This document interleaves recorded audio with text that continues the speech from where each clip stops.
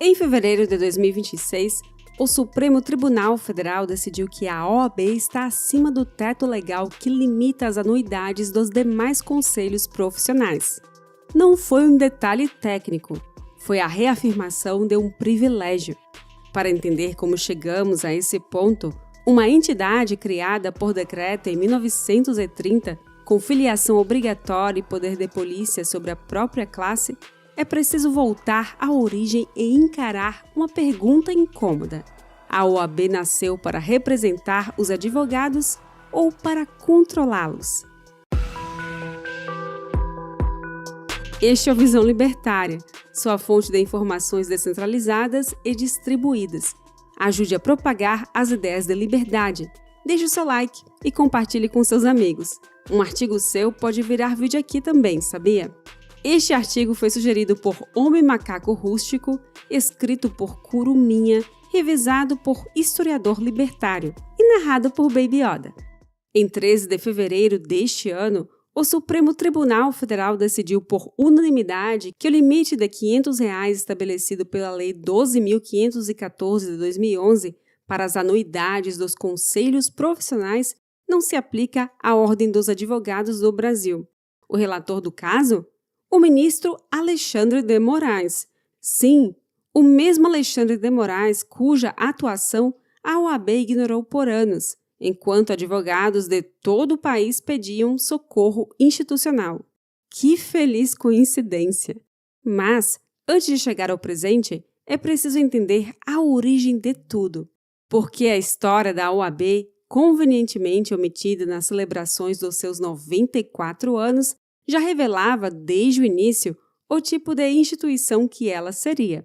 A Ordem dos Advogados do Brasil não foi criada por um parlamento democrático, não nasceu de uma assembleia de advogados que se reuniram e decidiram se organizar livremente. Ela foi criada por decreto, especificamente o Decreto 19.408, de 18 de novembro de 1930, assinado por Getúlio Vargas, chefe de um governo provisório que havia chegado ao poder por meio de uma revolução sem qualquer legitimidade eleitoral. Para quem gosta de contexto, Vargas assumiu o poder em 3 de novembro de 1930. 15 dias depois, criou a OAB. É literalmente o primeiro filho da Revolução de 30, como a própria historiografia oficial da entidade orgulhosamente reconhece, sem perceber o quanto isso diz sobre sua natureza. O episódio que resultou na criação da ordem é revelador até nos detalhes. O procurador-geral do Distrito Federal, André de Faria Pereira, levou o projeto ao ministro da Justiça, Oswaldo Aranha, que inicialmente resistiu, dizendo que a revolução não deveria conceder privilégios. Pereira o convenceu argumentando que a ordem traria, na verdade, restrições aos direitos dos advogados. Ou seja, o argumento que emplacou a orientação da OAB foi exatamente o de que ela serviria para controlar e restringir a classe, não para emancipá-la. Esse fundamento nunca foi superado, foi apenas maquiado. O próprio processo de instalação foi descrito por Pereira como um verdadeiro milagre. Dado o paradoxo, ao mesmo tempo em que Vargas concentrava os 3 poderes da República em suas mãos, entregava a disciplina e a seleção dos advogados a um órgão que formalmente seria da própria classe. O resultado prático? Uma entidade com aparência de autonomia e DNA de controle estatal. Uma corporação profissional com poderes de polícia e sem as obrigações de uma polícia. Antes de 1930, houve 3 tentativas de criar a OAB por via legislativa legítima, em 1880, em 1911 e em 1914. Todas fracassaram. Só um ditador conseguiu fazer o que o Congresso não aprovava. Isso deveria dizer tudo. Aqui chegamos ao núcleo do problema, que é tão óbvio que a maioria prefere não olhar diretamente. No Brasil, um advogado é obrigado a se inscrever na OAB e pagar a anuidade para exercer sua profissão. Ponto. Não há alternativa, não há concorrência, não há opt-out. É contribuição compulsória ou é crime exercer a advocacia. nulidade de todos os atos, segundo o Estatuto da Advocacia. O economista e filósofo político libertário Murray Rothbard já identificou com precisão cirúrgica um mecanismo. Quando o Estado concede a um grupo privado o monopólio de credenciar trabalhadores de determinada categoria, cria uma estrutura de extração de renda disfarçada de serviço público. A OAB não precisa ser boa, eficiente ou representativa. Precisa apenas existir, porque a lei garante que você não tem para onde correr. E o mais revelador, nem ao menos quem paga a conta tem direito de escolher quem comanda a instituição. O presidente do Conselho Federal da OAB não é eleito pelo voto direto dos advogados, é escolhido pelos conselheiros federais, que, por sua vez, foram eleitos pelas seccionais estaduais. São esses conselhos que votam para presidente. Os advogados comuns simplesmente não participam dessa decisão. Como identificou com precisão a deputada Caroline Detoni, ao apresentar projeto de lei para reformar o sistema, é simplesmente injustificável que uma entidade de advogados não permita que seus membros escolham diretamente seu presidente. Um artigo publicado no Migalhas resumiu a distorção. As eleições indiretas apenas contribuem para perpetuar candidatos da situação por meio do uso excessivo de articulações de natureza político-partidária. O candidato da cúpula usa vagas em comissões e a estrutura da própria entidade para garantir sua perpetuação. Os mais de 1 milhão de advogados que bancam tudo isso pagam a conta e ficam de fora. Democracia participativa, diria o hipócrita de plantão. É o modelo Vargas funcionando perfeitamente 96 anos depois. A classe paga, mas quem decide é quem está no topo da hierarquia. A OAB gosta de se apresentar como guardiã da democracia e do Estado de Direito. É um papel que ela exerceu com alguma dignidade em outros momentos. Foi relevante durante a redemocratização. Teve passagens de genuína defesa das liberdades civis durante a ditadura militar. O problema é o que acontece quando quem viola direitos não é um general de plantão, mas o ministro do Supremo, com a simpatia do establishment jurídico. Quando Alexandre de Moraes autorizou mandados de busca e apreensão contra empresários com base em mensagens privadas de WhatsApp, a OAB ficou em silêncio.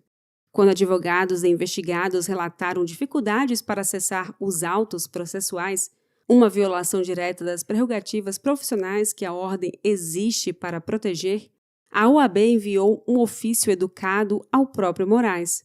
Quando o ministro quebrou sigilos de forma generalizada, atingindo inclusive advogados dos investigados, a OAB não se manifestou com qualquer vigor. Abre aspas, a própria Ordem dos Advogados do Brasil, que deveria ser a maior defensora da liberdade de expressão, se omitiu. É um momento sombrio, fecha aspas, declarou o advogado Alexander Coelho. O jurista Alessandro Chiarotino, doutor em Direito Constitucional pela USP, foi mais direto. A nota que a OAB eventualmente emitiu foi apenas um diversivo para distrair a atenção de sua essencial omissão. A explicação mais honesta para o fenômeno foi dada pela jurista Kátia Magalhães.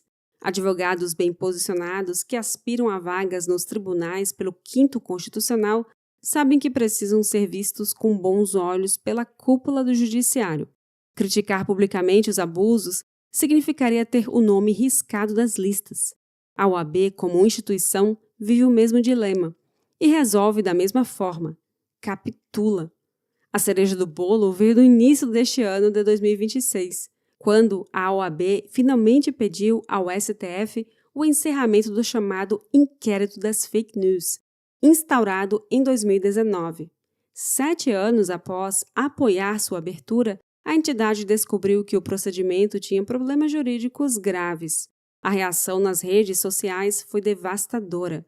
81,2% das manifestações foram negativas, com termos como omissão, acordou e tardia, dominando o debate.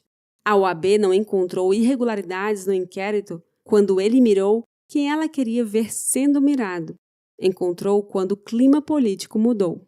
Voltemos à decisão do STF sobre a taxa anual da OAB, porque ela tem uma dimensão que merece ser chamada pelo nome: conflito de interesses estrutural. O STF decidiu que a OAB é especial demais para seguir a mesma lei dos outros conselhos. O argumento central, enunciado pelo próprio Moraes, é que a OAB não fiscaliza apenas advogados, fiscaliza toda a ordem constitucional, defende a Constituição, participa da composição de tribunais, indica membros do CNJ e do CNMP. Em suma, a OAB é poderosa demais para ter limites, logo, pode cobrar o que quiser. O caso chegou ao STF porque um advogado do Rio de Janeiro, Diego Diniz Nicol, teve a ingenuidade de achar que a lei se aplicava a todos. Ele queria pagar R$ 500 de anuidade, o teto legal para profissionais de nível superior. A OAB do Rio de Janeiro discordou e a disputa foi parar na mais alta corte do país. O advogado perdeu, a OAB ganhou. E os mais de 1 milhão de profissionais que bancam tudo isso continuam obrigados a pagar o que a ordem decidiu cobrar, sem teto, sem limite, sem escolha. Há uma lógica perversa e circular nesse raciocínio que Frédéric Bastiat identificaria como o que se vê e o que não se vê.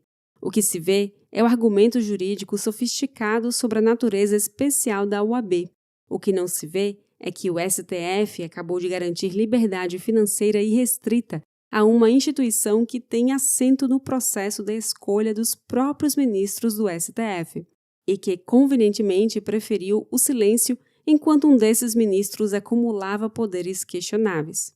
Ludwig von Mises descreveu há décadas o mecanismo pelo qual grupos de interesse capturam o Estado para extrair privilégios que o mercado nunca lhes concederia voluntariamente.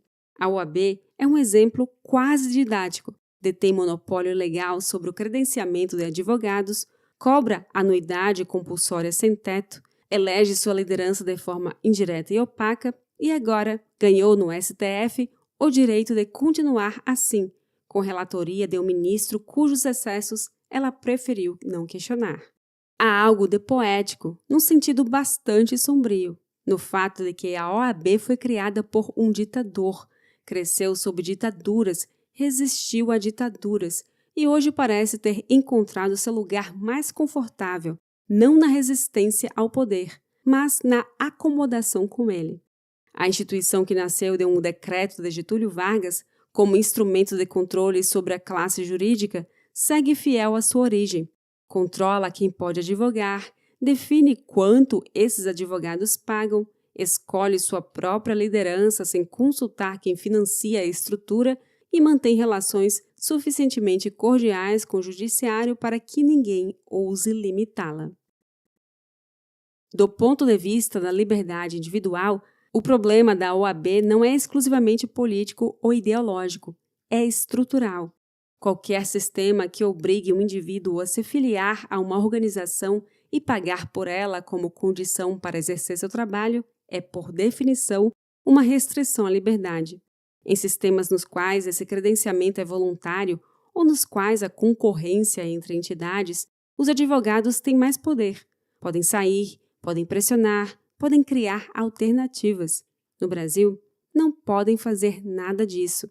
Pagam, assistem ao Conselho Federal eleger seu presidente entre 4 paredes e torcem para que a próxima cúpula seja menos omissa do que a anterior. O STF, ao isentar a OAB do limite de anuidade, não fez nada de surpreendente. Apenas explicitou o que já era evidente.